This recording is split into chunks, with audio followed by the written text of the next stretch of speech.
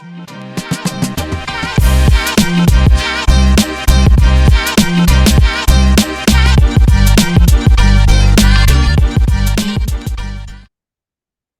up, guys, and welcome back to the Physique Factory Podcast with Connor and myself, James. And today we're just going to talk about something that came up. When was it? Yesterday with a client? Yeah, so straight into it. You actually done a different intro today, James. I'm not sure about that. Usually, what does it usually say? Guys, welcome to the Physique Factory Podcast. Today it was What's Up, guys. That's a little bit different, wasn't it? Threw you off there, didn't I? I was trying to make it a lot less Mark Coles-esque. Yeah, that's it. But we'll need to get like we do have a wee tune actually. I forgot I put a wee tune on the last one. You've got a jingle now. Fucking hell. I need to watch these back. Yeah, just or even listen back. But I put a little jingle on it, some stupid random wee tune that I found on the video editing thing that I use. So we'll need to like record one now. But guys, welcome to the Physique Factory Podcast. Yeah, what's up, guys? Hopefully Mark Coles doesn't listen to this. He changed his copyrighted. Yeah. Hopefully Tom Purvis doesn't listen to it either. We'll be sued. Yeah. we haven't mentioned RTS when we've been using the word strength profiles. Or any language that's English.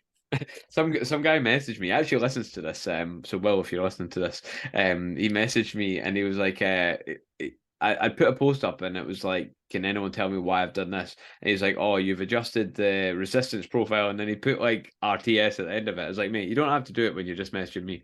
I'm not going to send screenshots to Tom Purvis and be like, sue this man right now. But Tom is quite mental on his trademarking, to be fair. So you can never be too safe. Yeah, he is. Never be too safe. Maybe Will knows something I don't know. Is there... Oh, yeah, we've got him on Instagram. I know what you mean, though. I was trying to think who it was. Yeah, he listens to the podcast. Well, I think he does. He can confirm it to me after he hears this. But and then anytime he mentions my name, he can put a registered trademark with that as well. Hopefully he takes us in good humour, Will. We're just having a laugh. But yeah. What was the question then of the client? He was like, how did you ever become qualified as a PT? Why am I paying you for this? This is terrible. There's something along those lines. How did it get that bad? That was just the first session as well. I was like, fuck me. So yeah, basically he said, how do you know if you're gaining muscle? That's basically what it was. And I was like, well, that's a good fucking question. I was like, I just hit and hope here. Like I kind of hope for the best. To be fair, you just do some shit and see if it happens. I think the best thing is you can't really guarantee an outcome though, can you? You cannot say it was like, yes, we'll do this and it will build you muscle. So I think guaranteeing anyone an outcome, you can't really do that, or it's not that ethical to do. But you can say we're going to do some shit, and hopefully this shit that we do is going to get you somewhere, and we will potentially gain some muscle out of that. Yeah. It's like I don't know. I'm trying to think of an analogy here. It's like when you break a few eggs and you fry them, it should make an omelet. Like every other time I've done it, it's made an omelet, but you never know. This time there might be a totally different reaction. Fuck knows. Exactly. You just try it and see what happens. Yeah. That's kind of. I mean, there's hopefully a little bit more to that, but I suppose one of the best ways of checking if you gain muscle mass is by simply looking in the mirror. Now, that's not going to give you definitive answers, but I know, like, for me, like, competing is kind of like a little thing that I do to, 20 weeks worth of dieting just to fucking find out if I've gained some muscle. But, like, if you're stage lean, for example, and, or even if you're just a certain body fat percentage. So say you use body fat calipers, right? And they give you a reading of 15%, right? Even if that's right or if that's wrong, and you use the same method to track it again, right? And this time you're 15%, but you've gained 5 kilos of, like, body weight. Well, then you've gained 5 kilos of muscle, unless you've got an extra organ. Yeah. And I'd say when it comes down to that, it's even though you did say is like if you test everything bang on and do it the same method and all that sort of shit, but when you're doing calipers, I find there's such a bigger margin for error when you're using calipers. So you need to be so like precise using them. And there's only one pair of calipers that actually worth using, and that's the Harpenden ones, which are about 250, 300 quid. You know what I find quite useful is the naval body fat percentage. That's what Thingy does, wasn't it? What's it called? Yeah. I found that quite useful. It's fairly accurate. I wouldn't say it's always accurate. Like, And it's easier to use. yeah, it's definitely easier to use. And so again, as long as you're using the same method, and then you're seeing that increase in like weight over time, you can literally use that. If you're 19%, no, let's not use 19. If you're 20% body fat and you weigh 100 kilos, you must have 80 kilos of fat-free mass. So if you go up to 101 and you're still 20%, well, you've gained a kilo of fat-free mass, which hopefully is muscle and it's not anything weird. So not growing an extra arm or something like No that. tumors. No, but like on that Integra call the other day, I think it was Anthony that said, like, you know, if you get a kidney removed, well, they don't remove it, do they? Yeah, that's it. If you get a kidney, so it's a kidney transplant and they put one in, they leave the other one in there, it just dies because it's got no blood supply, but it's like still there, which is weird. I can't confirm that, but according to Anthony from M10, that's what happens. So yeah, we'll take his word for it. But yeah, so hopefully that the reason is actual muscle mass and it's not just like a large kidney that weighs a kilo. You ever I've actually dissected a kidney before, so yeah, Oh that's a wow, where weird was random that? thing to drop in. Remember I went to that cadaver thing, which I thought was going to be like dissecting muscles and things like that, when actually it was basically a murder mystery. And they let us like cut up loads of organs, weirdly enough. Like I don't really know. Well, I suppose we were being the, what you call it, the forensic team, and we're kind of investigating them to Was it see. a human kidney? Apparently, yeah. No way, that's mad. How they There- fucking like get dead bodies and let you chop them up for games. Yeah, there's like hearts and lungs and things like that. Like, I mean, that's what they told us, but I don't know. I wouldn't know the Nah, difference if it was like that's a ethically. pig or I something don't like think that. someone's gonna sign the fucking body over to play Cluedo. That's Fuck knows. Fuck knows. I know if you do sell your body over to be a cadaver, or I've been told by a client that anyway, that they keep the body for a long, long time. Like a friend of this client's mum had done that, and they kept the body for like 30 years or something. shit. Wow, Yeah, that's crazy. Eh? insane. Making the Like, most out of it, then, aren't they? It's like yeah. you've been to Amsterdam, Yes. Body Worlds. You've been there with all the embalmed bodies that are on show. No, I didn't actually. Like, I wasn't really Oh, that interested in this kind of stuff back then. oh, it was mint. Yeah, you're probably just smoking a shitload of weed, weren't um, first you? time, second time I wasn't, and I wasn't really so much smoking it. I was just eating the cakes. Yeah, to be fair, I hate smoking, so that's the best way to go about it. So Yeah, anyway, back to the bodies and all that sort of shit. So yeah, there's loads of it's hard to like say what it is, but there's loads of if you go through the levels, all the bodies are in different layers. So you can start off like from the skeleton and work the way up, and they're all in different positions, and you can literally see like the actual the fascia and on the skin and around muscle and all that sort of quite shit. cool. The real bodies, yeah. Oh yeah, real all of Yeah. them bodies. Books a trip to Amsterdam for the day. Yeah, no, it's cool. It's Not good. that far to go, to be fair, just to look at shit like that. 40 minutes on the plane. Yeah. I went to a place in Vegas. It was like, it wasn't real bodies, but they had like loads of models and stuff like that. But back in 2018, I did not care for stuff like that either. So there's like pictures of me in there, and I'm like standing next to this like muscular kind of skeleton thing, and I look like I'm not entertained at all. I look like fuck this. So yeah, that's my experience with places like that. But nowadays, I would spend hours in there, have a great time. Yeah. Sadly enough. But so back to the question of like, how do we know if we're gaining muscle? Well, an increase in fat-free mass. That's one way you can track it. I mean, how else would you track it? What are the easy ones? So pictures, what do you look like? So is your body comp improved compared to your weight? So is your rate weight? Oh, when it depends how long you've had a client. So if you've had a client a long time, you've been through loads of different phases with them. And then the next time you do a dieting phase, and then again they're heavier and they look leaner. There you go. That's another one. So pictures. Um, That guy I put the pictures up of today, I put them up last week too, and you've seen them too. Like the guy whose shoulders are just like fucking ballooned. It's yeah, like yeah. you just can't deny that. It's just like you're looking at it and you're like, well, you've gained some muscle. You can see that. But yeah, visual's definitely a big one.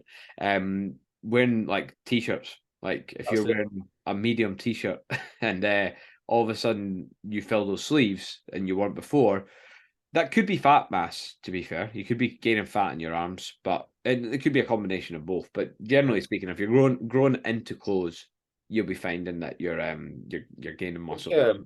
Performance in the gym as well. Yeah, yeah, because like you're not going to get like if you're bench pressing 100 kilos for 10 reps and then you move up to 120 kilos for 10 reps, you're not going to do that without gaining any muscle. There's absolutely no fucking way you're going to do that. So like, I suppose for us a lot of the time we're not actually tracking metrics as such. It's like we know what we're doing will cause that down the line. But it was an interesting question. It was a good thing to ask. I like when clients actually ask questions like that. Yeah, And it you're like, is. It's just like we just do some shit, and then week by week we keep ticking the boxes off, and then we're gonna get from somewhere to somewhere else. fingers crossed. That's it. Hopefully we get there. Maybe we won't. I don't know. Can't guarantee it. You're just like, we'll just give you more testosterone, more tren. Yeah, That should be growth hormone. You know the lot. I'm just staring at a box right now. well, I've got rid of the needle bin that was behind me because in a few of these videos, there's been a needle bin behind me, and if anyone wanted to accuse me of anything, that would be a good excuse to do it. But I obviously still look that shit that no one's even saying, "Well, look, there's needles behind him." What's that for? Steroids. It's for Sophie's Botoxing, Ah, fair enough. but Right. she now has her own little studio out in the garden, so she doesn't need to put her shit in my office. No more needles in my fucking background in my video. I know. I mean, like, got a shitload here. You're not even laughing. For fuck's sake. I was just That's for my looking. Botoxing. I was like, yeah, for your project. Yeah, you can see you've had that actually. Like those frown lines are definitely gone. They're not as deep. Is it lip filler as well you've had, James? Yeah. Shh, don't say anything. And another one that I've got written down there's circumference, like actually taking like measurements. That's another good way of tracking muscle mass as well. But again, it's hard to distinguish between muscle mass and fat mass. But if your arms are going up and your legs are going up and your waist is staying the same or going down, well, you can probably assume a lot of that's muscle. Definitely. Sorry, that fly's just come back in my office, and I'm absolutely fucking fuming. I don't know where it's gone. Took us like 10 minutes to get going because James was chasing a fly around. It's like that scene from Breaking Bad, or that not that scene, that whole episode from Breaking Bad. Yeah, Where, that was an hour wasted. That wasn't it. yeah, and this podcast might actually end up like that. Might actually end up the same thing again. So yeah, not like last week. That is fucking twat. Fuck off. But So anyway, what we were saying was saying about stretch mediated hypertrophy as well before we came on. That was yeah, another thing well, that came up in Integra. let's not jump too far ahead of ourselves because like how do you gain muscle first? Like, right. So we've got our ways of tracking it, but what do you actually have to do to gain muscle? Just be progressive in the gym, be in a surplus of calories. I think it depends where the person is, doesn't it? That's such an open question. There's so many answers to that. There's so many variables to it. Could be take shitloads more drugs. That's like an actual that's an actual answer. So you could Yeah, be well, you could be progressive. When you say be progressive, you can be progressive in every area in terms of maybe taking anabolics. That's one of them in terms of eating more food, more volume, more intensity in the gym. how well are you sleeping? How well are you managing lifestyle factors? Things like that. Like you always notice, if you ever watch like videos of like Jay Cutler or things like that when they're going through their preps or Ronnie Coleman, it's like these guys are taking naps throughout the day. They're sleeping like a baby at night. They're napping during the day. I mean, it's easy to do when your job is to be a bodybuilder. I do appreciate that, but that is obviously helping. That's obviously giving them that extra, 1% that they need. But I'd say like for most of us, like if we're getting a decent night's sleep, that's obviously going to help. Um, and then yeah, managing your stressors and things like that as well. Not if you're in a sympathetic state, if you're like chronically sympathetic, so spending a lot of time in your fight or flight mode. If you're chronically stressed, you're not going to be in a position to gain muscle. Your body's not going to be concentrating on that. It's going to be putting its efforts elsewhere. So, stripping it way back to the start, that's the first things you want to get on top of. You want to get on top of your That's it. sleep. You want to get on top of your stress levels, your digestion, Stress is things like that. big. Stress is a big one with that because again, it can impact digestion, sleep, energy levels, all that sort of shit. So if someone's like chronically stressed, what would we do first? Tell them to fucking get over it. That's it. It's that easy. Nah. Depends what's causing it, doesn't it, and how deep it is.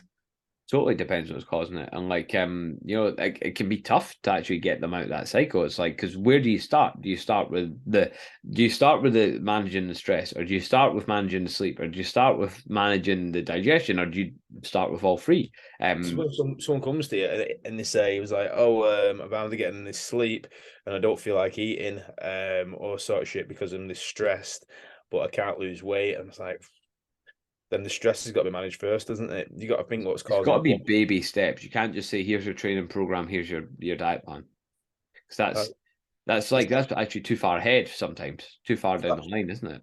for that stress, might even have to like refer out and for like some Potentially. sort of like CBT therapy or something like that. Yeah, there's like how many people have you dealt with? You dealt with a lot of people that you would consider chronically stressed, like badly chronically stressed. People don't know they are though, do they? They can Yeah, be. The job. I I've found actually I've had a bit of like they've kind of not taken it nicely when I've like kind of suggested that might be the case. Like me, I'm not stressed. I'm not stressed. I'm like, well, you don't sleep. Your digestion shit. Your recovery is absolutely fucking terrible. It's like it takes you 10 days to recover from doing like one leg exercise. It's like there's something not right there. You know what I mean? But people don't want to admit that. And then it's taking those first steps, isn't it? It's like, as you say, the stress management. It's like, it might be actually for some people, it might actually just be go a walk once a day, Yeah, get out that's there, go a walk. And that might be the start. But it's what is tough. the stressor? And to be fair, that's we was thinking more about the psychological stress. Obviously, there's like physical stresses that like you can throw on top of it. So I think the best thing we could do if we can't influence that psychological stress or the emotional stress is remove all the stresses that we can do. So there's that allostatic load thing at the end, isn't Yeah. it? So that's total stress that we're going to be exposed to. It's So like the cup is full sort of thing. I like that analogy when they're talking about the cup is overflowing sort of thing. What can we remove from that?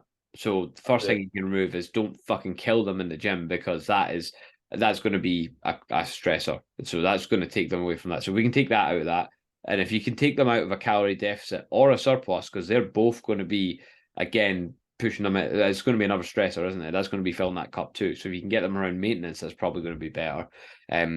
But yeah, I mean, what else can we actually do apart from advising the rest of this stuff? What can we I control? think low intensity cardio, aerobic stuff Yeah, that's yeah. been shown to improve stress levels, recovery as well. Again, like you said, the walks, things like that, definitely. Going to the gym does help, but you just gotta make sure that they are recovering from it as well. So you're just doing enough to get by, and then focus on that other thing, getting that stressor that they're exposed to, which is causing the most problems in order, and then progressing that from there and seeing what we can do with everything else. Blood and guts is not for these people. No, imagine that. As I just go to Dorian Yates, he's some extremely fucking stressed person. It's like, oh yeah, I was like, yeah, it's fucking that one set all out, dead. I mean, go back to Ronnie Coleman, Jay Cutler, Dorian Yates. Like, I don't know what Dorian Yates' lifestyle was like, but like from the videos I've seen of like Ronnie Coleman and Jay Cutler, it's like, although Ronnie did, he worked obviously as a police officer for quite a while, but he did eventually give that up. These guys are living pretty stress-free lifestyles, as stress-free as it can be. They're bodybuilding as a career, but obviously part of the reason for that is going to give them better results. So I'm not saying everyone needs to live like them, obviously, but I can't even remember why I got onto that, to be honest. I've kind of lost my train of thought there, but like the guys that are getting the best results are the ones that have got the less stressors. So like you're not going to be able to remove all yours because you're a normal guy, you're not a bodybuilder, but obviously as many as you can and fill that cup as much as you can. You might find it comes and goes a wee bit, but yeah, you've just got to keep on top of it, don't you? Just keep an eye on all that kind of stuff. But I'm sure you probably get to points where you feel like your cup's filling too, don't you? Oh yeah, like maybe like workload. The thing is, it's not even like the client workload. That's the easy stuff. It's the stuff that we need to do on top of it, like the social Yeah. media stuff, and just making sure we're on that. Studying, making sure we're on that. But with the studying, it's sort of I've had weeks where I've done any. I've had weeks where I've done loads, and I think it just it depends how If busy. we just had to do PT check-ins, then actually our lives would be very cushy. Oh yeah, it'd be fucking well easy, wouldn't it? Maybe 5 years from now, we'll be sitting here like, I remember when we had to market. Fuck that shit. Oh, fingers crossed. Next year, hopefully. Sitting with full client lists and just be like, marketing, who does that shit? But like I've thought about this other days. Like if I didn't run this business, I wouldn't be on Instagram. I wouldn't be on fucking Facebook. I wouldn't be sharing anything. I wouldn't be doing talking head stories. I don't do that because I want to. Do it because I fucking can I'm the have. same. Yeah, I think everyone's the same. Yeah, probably a lot of people. But if you're an online coach, it's part of the job. You just got to accept that. Like marketing online for online coaching is part of the fucking job. It's like being a PT and complaining about being in People the gym. don't want to be in front of camera, or they don't want to talk on camera, or they don't want to do anything. They don't want to show the personality across on social media. It's probably not the best thing to do, or being an online coach isn't for you if you don't want to do that, just because I'll you're pack gonna my bags. you're gonna need to get it out there. It's, even though you might hate it, try and get comfortable with it. Yeah, these podcasts are great for it because like when you're, I don't know about you, but when you're doing like a reel or something for Instagram, it's like all of a sudden I put on this voice that just isn't really me, and it's like as much as you try, it just kind of comes on like that. But when you're on these, like we're just having a conversation, like Exactly, yeah. It's what soon, like you said, as soon as you put that red button on, and you're like, "Oh shit, fucking hell, I don't want to fuck this up now," and then you can literally just start spurting random shit out of your mouth. If you've got a big script there and you didn't say half of it just because you panicked, so it's like, "Oh, for fuck's sake." And it's, to be fair, the more you do it, the easier it gets. yeah, And when I'm doing these videos now, talking to the camera, I don't really think about it as much. I don't really script things as much. Put bullet points down just to make sure I'm hitting everything that I want to say during that. But other than that, it just gets easier each video, doesn't it? yeah, it's just practice. But I didn't, I done one yesterday and like I filmed it and I was like, you know what, like I'm really starting to get my personality across here. I was like quite bubbly. I was quite empathetic and not empathetic. That's not a word I'm looking for. What's the word I'm looking for? Like there was a lot of different tones in my voice, put it that way, and it sounded exciting and that. And I listened to it back and I was like, "Fuck me, that is boring. That is fucking terrible." I was like, I thought I had actually nailed that, but no, it was pretty shit. So I'll still post it. Just put a little bit of music in the background just to to make it a bit more Music's a exciting. game changer to him, because if you listen to yourself back, you thought, "Oh shit!" That as soon as you put a tune on top of it, you're like, "Fucking hell, that's Just better." be like, 50 Cent in the game. This is how we do.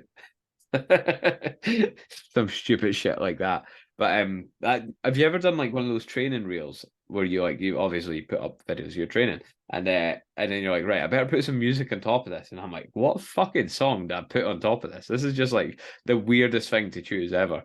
I always do a metal song or I something noticed like that actually, yeah.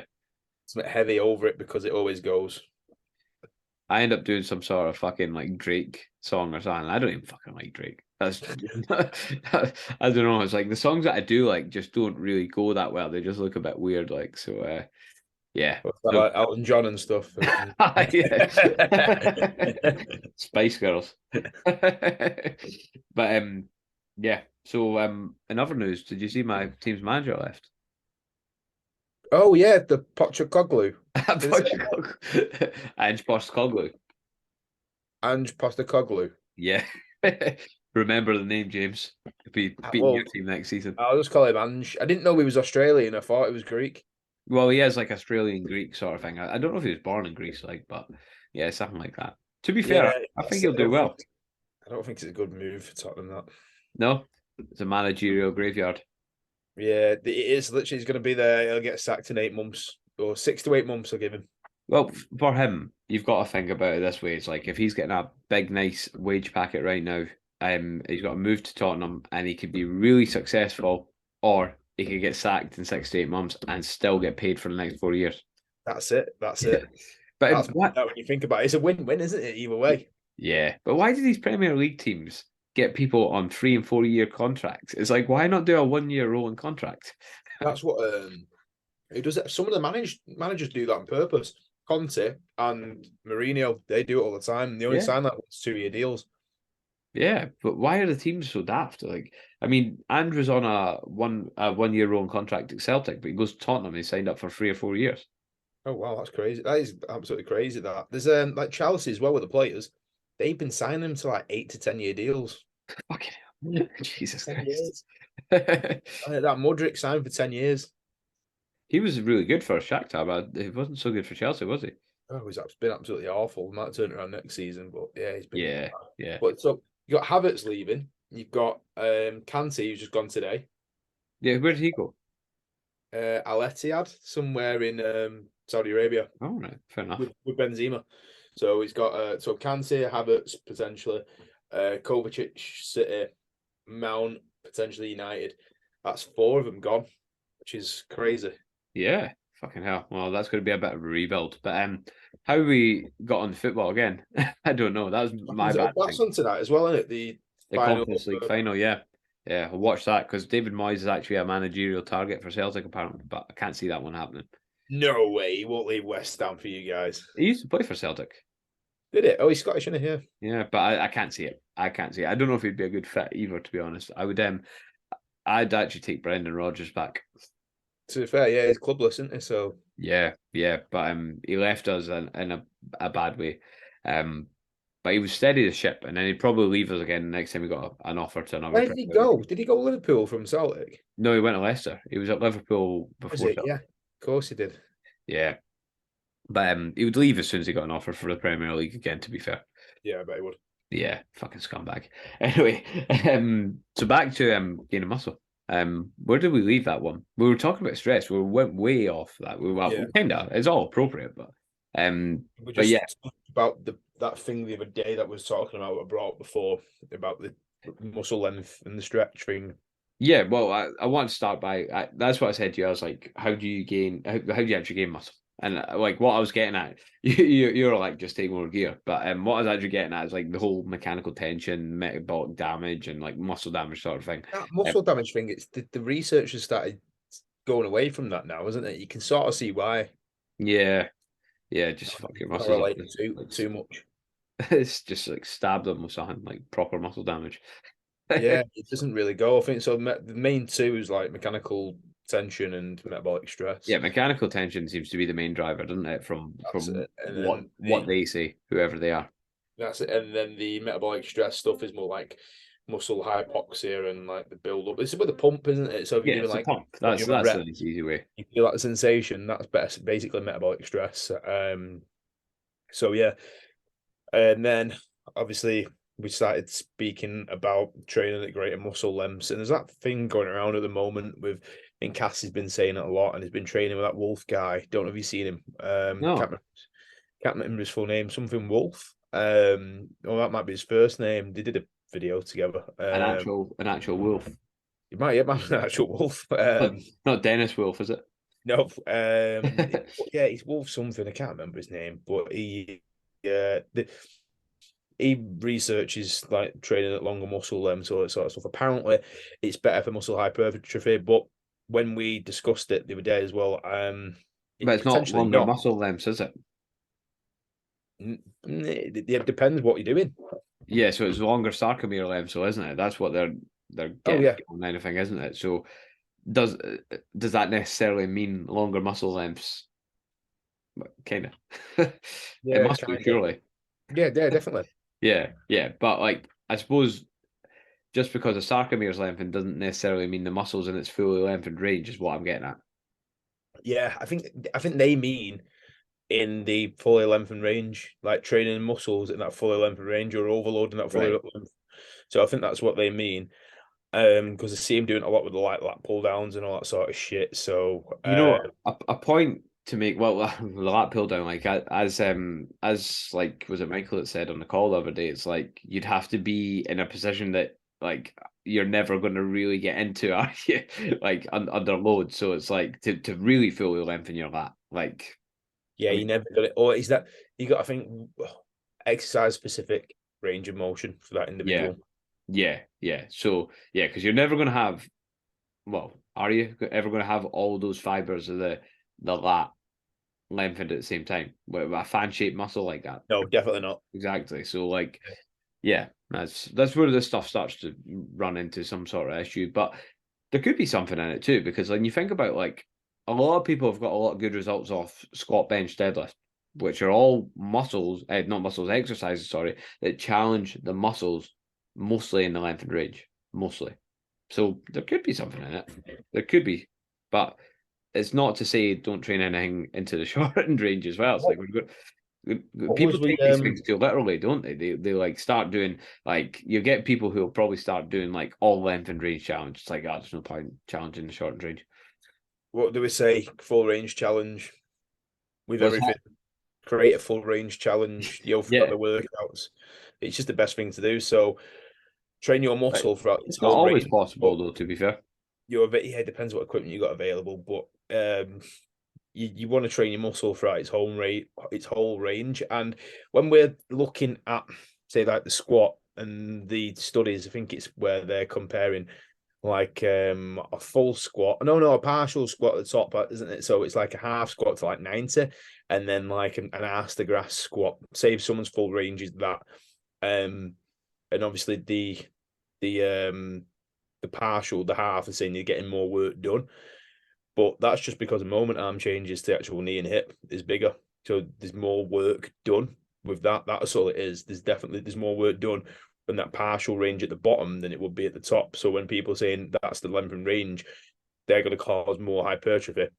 they're That's not 'cause- looking at the bigger picture, are they? Of like changes in torque demand, yeah, individuals' ranges, like what that bottom half of the rep looks like for me compared to you. You know, how much range you've actually got available in those positions, how much force production you've got available in those ranges. Like there's so many variables, isn't there? Like I'm never going to be this guy who's a big research guy who says, well, the papers actually say this. It's like there's so many variables, and the just see study. what just see what happens in the gym, what you get with the gyms. So all I'd say is I do like creating that full range challenge with clients when I can do, when it's applicable and when it's not wasting my fucking client's time or anything like that. So would I rather do like a reverse banded hack squat compared to a hack squat? Yeah, 90% of the time, depending on the goal. But for 90% of my clients, if they're going to be using a hack squat, it's going to be reverse banded Yeah, because they're going to get every bit of that rep they're going to get in terms of it's going to stimulate every range. So from the bottom to the top, they're going to be experiencing everything they can do. So they're going to be working harder doing the reverse banding compared to just loading that bottom range without the band. And it's more efficient and it's more time effective and all that sort of shit. but people don't want to hear that because they want to say, well, actually, you're doing it with bands, so you're making it easier. You're reverse banding it, so you're making it easier. But it's not making it easier because you're creating a challenge throughout that full range. Like when you do it without a reverse band, right, just a normal hack squat, there's no challenge at the top. But when you add in Yeah. that reverse band and you take some of the load off the bottom, you can then use more load throughout the whole exercise, and you can use enough to make it difficult at the bit where you're stronger at the top. Hopefully that makes simple sense for that, because you're obviously a lot weaker at the bottom than you are at the top. So by offloading the bottom, you can use more weight, create a challenge that's hard all the way through. Basically, yeah, that's a wrap with that. But yeah, I suppose like whether or not you use that with every client, that comes down to a few different things, doesn't it? Like, but That's what the goal is. Do you want to like really focus on trying to like decelerate that load? So then if you are trying to like focus on deceleration, then I wouldn't really band it. But it just depends on the goal. Could be loads of different reasons yeah, why you I might mean, not you band could be doing that though. You could be doing a hack squat and challenging the quads in a kind of mid to lengthened range, and then you could be doing a leg extension where you get a challenge. You might have a leg extension that's actually harder at the top than it is at the bottom. So there you've got a challenge in the shortened range, and it's like between those two exercises, you've done the same thing. So you might not actually want to reverse band them because you're kind of creating that challenge, and there's like a nice mixture of science and art when it comes it. into creating a And training then program, isn't there? and then the other one that most trainers don't think about when it comes to clients is the skill. So if I've got a client and they keep dive bombing into the bottom of a squat, they can't control the bottom of the squat, then I'm definitely going to start reverse banding it because Yep. they haven't got the skill to control that bottom range. Just because it's like that, it's going to be the hardest bit there, isn't it? So as soon as they Yep. get to the bottom, that's the hardest part of the squat.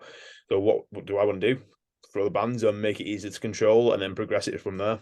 That's it. It starts decelerating it for you, and it takes the load off the bottom where it's hardest. So, like for someone who's unskilled or just weak, it's a good place to start actually with reverse banding. Especially if it's like a 30-degree hack squat or Yeah, leg press. yeah, yeah. Have you got a 30-degree leg press? Do you? It's now they're both 35, I think. I think they're both Oh. 35. Hmm. Usually 45. Yeah, there's the Nautilus hack is Not as hacks about 30. that's about 30-ish. And then we've got a 35-degree leg press, the York one, which is a copy of the Arsenal strength. I don't think I've ever used a 35-degree leg press, you know that? It's all right, it's good. You can feel the inertia on it though. Yeah. Compared to the like a 45-degree, because it wants to move as soon as you press it and it's coming down at you like, whoa, Yeah. fucking hell, you need to really, really control it. So soon, because there's more inertial effects, isn't there? Or you got to control more inertia because there's more load on it. It's like when you use like a what you call it, like squat press. Like same thing, eh? Like you unload that and you're like, shit, I'm really having to control this on the way down. Like there's so much, like it wants to move fast, doesn't it? There's a lot of things like that. Fucking pendulum squat, that's the easy example. Like how fast does that thing want to fucking move? And you see it all the time. Like we've talked about it from time and time again. It's like dive bombing right to the bottom, and you're like, no, save your knees. It's the calf raise as well, the seated calf raise, because the weight's so far away. So you've got like the thing, you got the axis there, you're basically sitting on the top of it, and then you got the big like the arm there, so the lever arm, you whack the fucking weights on there and you're pressing for your toes. So it's about there. Yeah. But you notice straight away the resistance is further away from the effort that we're pressing that pad, so it's got more chance, it's got to travel further, isn't it? So it means it's got to be faster. You're not going through a massive range on that as well. So like I can't say I've actually ever noticed it badly on a seated calf raise. I see people just fucking launch it up and down. Yeah, no, to be fair. Maybe it's just me being short. Small feet, small tibias.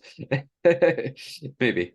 Could be something to do with that. But yeah, so where did we go with that? So you're on about creating a full range challenge. And I get your point. It's like that's an effective exercise. That's like throughout that full entire range, you're making every second of that rep count, which is cool.